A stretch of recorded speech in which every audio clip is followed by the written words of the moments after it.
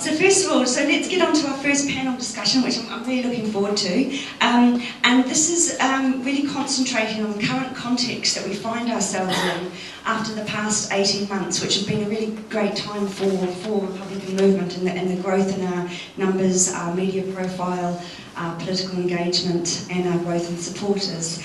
And this particular panel will be looking at working with the media and Parliament, and it explores out the recent experience, and it's really important for us to kind of reflect on that and understand our experience so we can learn and adapt and change to the environment that we find ourselves in. So without further ado, I'd like to introduce Ken Ritchie, who will be concentrating on the Labour and the political engagement.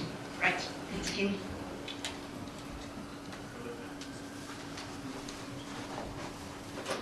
Well, thank you. Whatever prejudices you might have about politicians, they're actually quite important to us, because the things that we want to achieve, most of them we can only really achieve through changes that politicians are going to make. That doesn't mean to say that they're necessarily an easy target. There was a distinct lack of members of Parliament out of the protest down by the Thames last month. It is not easy. Just look at our website. The website with supporters. There are only 13 members of Parliament that are listed there. We've got 10 Labour, we've got 2 Liberal Democrats, and we've got Caroline Lucas for the Greens. 13 out of 650, that's exactly 2%. And even some of those 13 are slightly wobbly in terms of the support that they actually give us.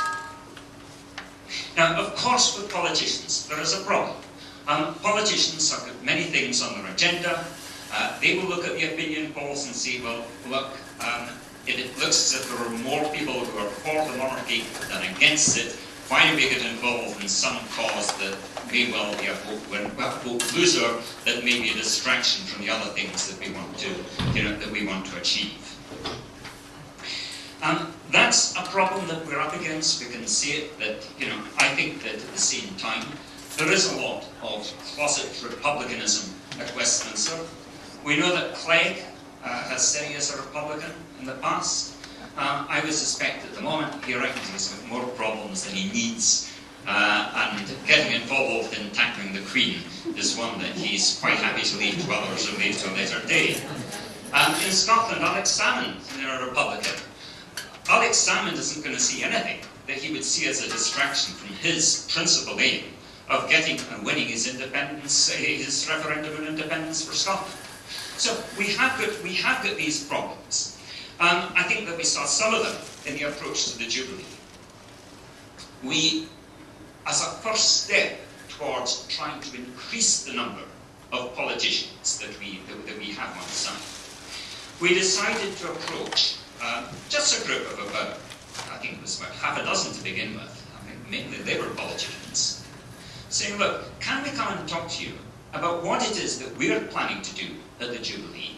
We'd like to get your feedback on how you see things, about how we can use the Jubilee, how we can best use it to promote our aims.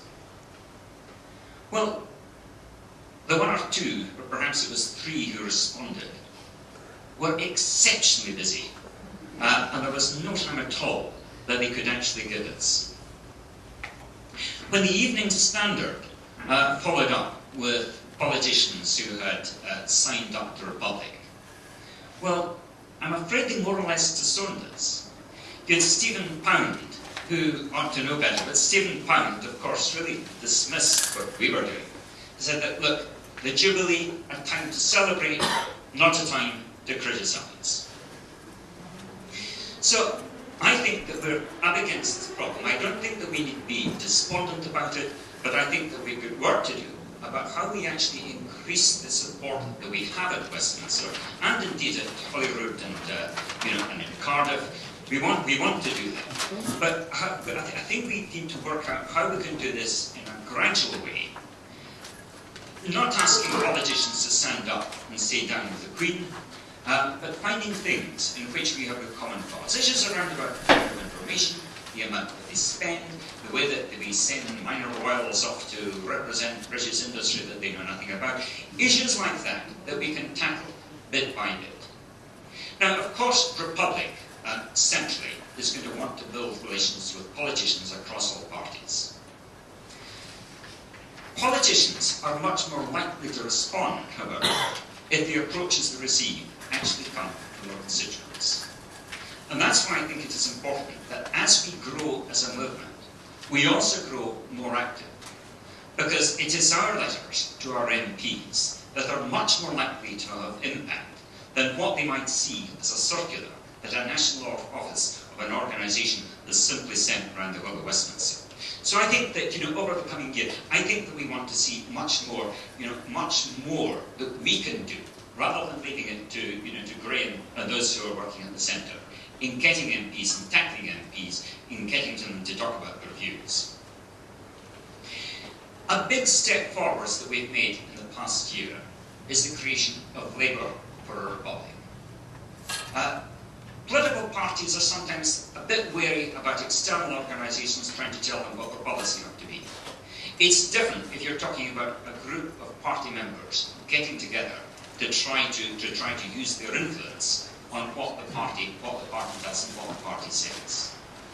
And within Labour, we've got a great little group, hopefully about to become a great big group, but a great group. Lots of drive. There are a few members of Labour for a Republic who I think are Leslie, as our coordinator, and others. So we're going to stand up and see what we've got. We've got quite a few. Great. But look, we haven't been going long, and of course, Labour for Republic is effectively a wing of Republic that is going to act within the Labour Party, but presenting itself as an independent organisation of Labour Party members that is, independent from the public, so that we can work in a different way with Labour politicians and above all, Labour activists. We've had quite a number of requests for speakers, which is good, but our first big event, beginning of October, at the Labour Conference. We've already booked our first event at the conference. It will not necessarily be the biggest fringe meeting at the conference, but we have got Katie Clark, who is an up-and-coming Scottish Labour MP who is going to be there. Hopefully we'll have Paul Flynn. Hopefully we will have others. So that is a big step forward. And hopefully that group can grow and grow outside the the starting point here in London and the South East. But what we have done in Labour, we ought to be able to do, certainly in the Liberal Democrats. Certainly there is no reason why we shouldn't have, SNP for a Republic or for a Scottish Republic, or, applied for a Welsh Republic. That should be possible. We do even have Conservatives who are Republican. Conservatives for a Republic, okay, a bigger challenge, but we're up to it. Yeah.